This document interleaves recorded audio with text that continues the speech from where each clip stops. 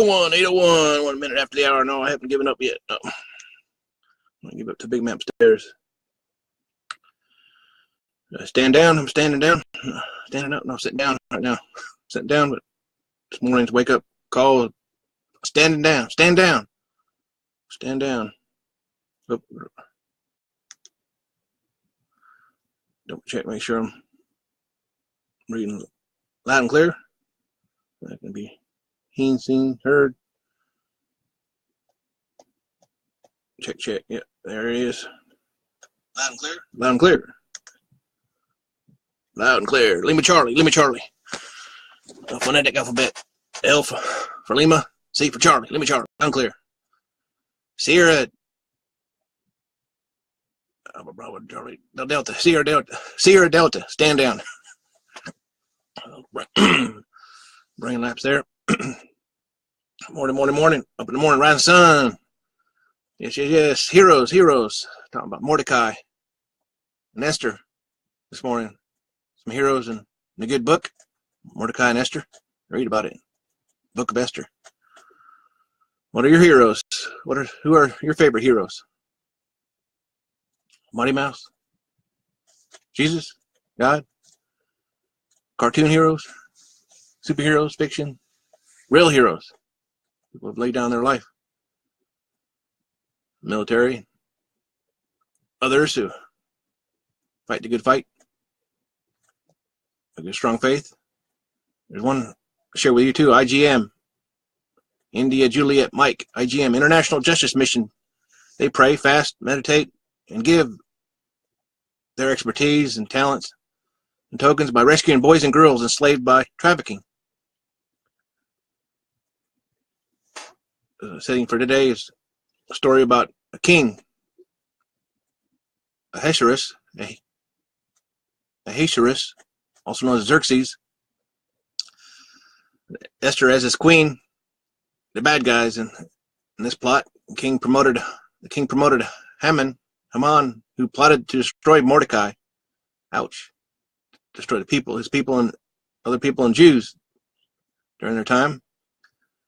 We'll talk about the importance of surrendering to the big man upstairs, who leads us to get to greater things. That's what it's revealing today, this morning, and this week, readings. Esther, chapter 4, verses 1 through 3 and 10 through 16. About raising your white flag. Ceasefire, surrender, ceasefire. Military for ceasefire. Ceasefire, ceasefire. Whether in practice of training or real combat. You gotta communicate, surrender. Raise your white flag. Not to give up, to communicate. Hey, let's talk. Talk parlay.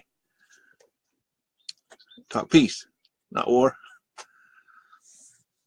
I read the first few verses. I expand on it, help myself expand on it. Anybody listening? If not, it's just from my family to ponder, and those that might stumble upon it, what have you, feel free to comment and follow it. Esther, book 4, Esther 4, verse 1 through 3. When Mordecai learned of all that had been done, he tore his clothes, put on sackcloth and ash, and went out into the city, wailing loudly and bitterly. Ouch. But he went only as far as the king's gate, because no one clothed in sackcloth was allowed to enter it. In every province to which the edict and order of the king came, there was great mourning among the Jews, with fasting, weeping, and wailing. Many lay in sackcloth and ashes. Sackcloth, that's rough on your skin. And ash, the morning, they fasted. Lack of food and water, no drink or food. For days as they mourned,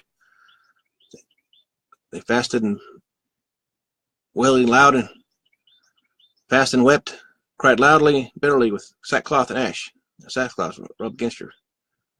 You felt it before it. It chafe your skin. It's like rubbing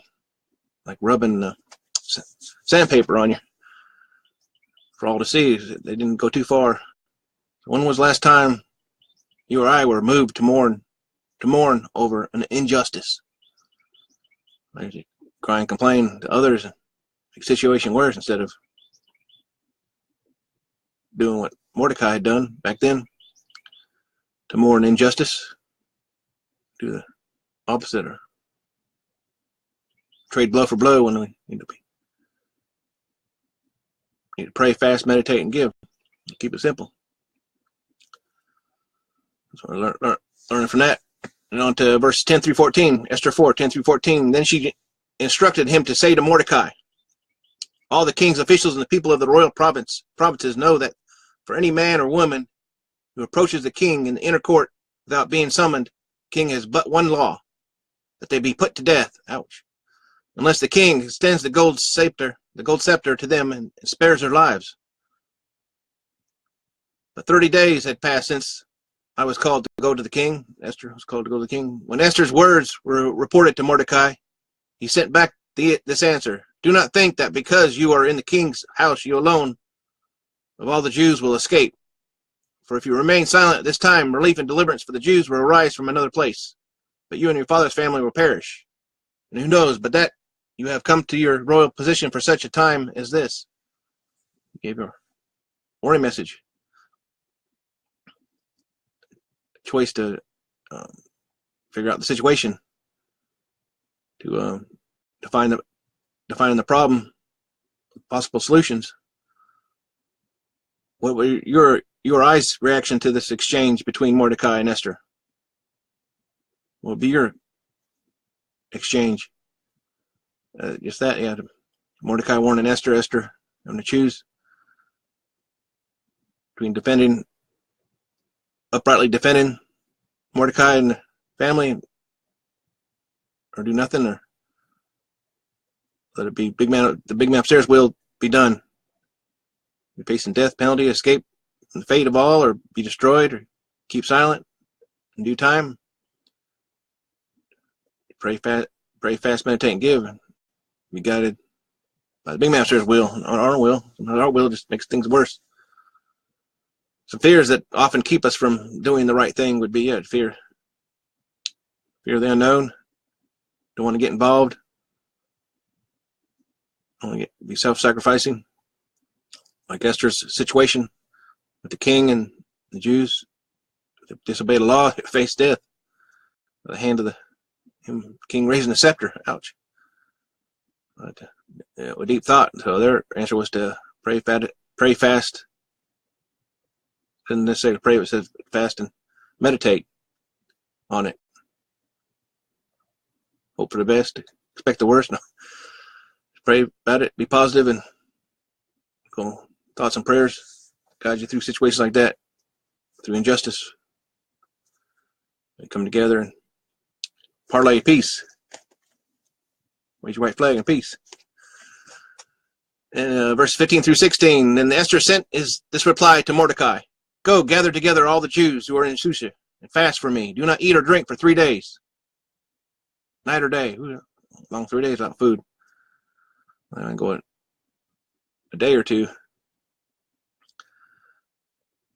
I and my attendants will fast as you do. When this is done, I will go to the king, even though it is against the law. And if I perish, I perish.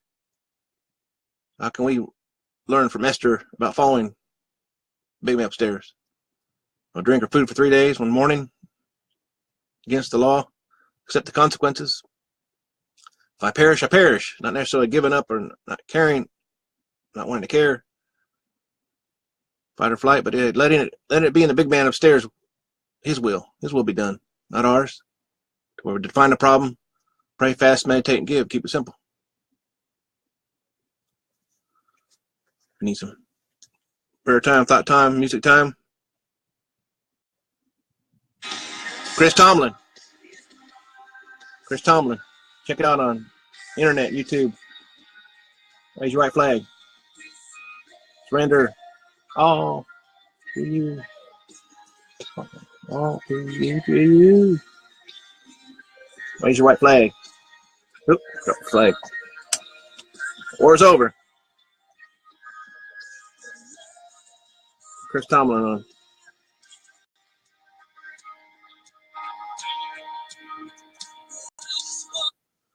Love is one. Raise your right flag. Chris Tomlin, check it out on YouTube. A little bit longer this morning. Some preparation, some study later on this morning with some fellow Christians, bring them upstairs. So we go in his word, pray for those that are need health and healing, those in distress. Pray, fast, meditate, and give, just like Mordecai and Esther in the good book did back then in their strife, trouble.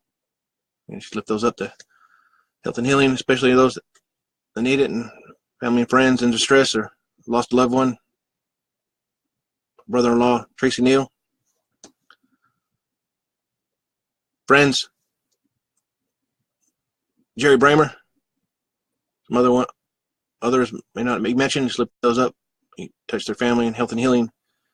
Their time of sorrow, may enlighten them, and through prayer, fast, meditate, and give. Keep it simple. The Lord, neighbor yourself. So Brent the Blabber signing off now. I salute you. Never give up, never surrender. Semper Fi, always faithful. Semper Fi, never die, always faithful. Semper Fi, always faithful. Signing off.